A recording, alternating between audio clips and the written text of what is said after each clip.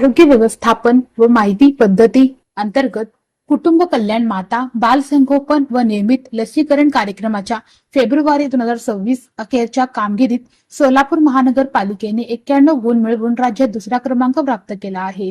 दिनांक 16 मार्च 2026 रोजी जाहीर झालेल्या जिल्हा व महापालिका निहाय अहवालात ही कामगिरी नोंदवण्यात आली आहे. पालिका आरोग्य विभागाच्या सातत्यपूर्ण प्रयत्नाचे हे फलित ठरले आहे.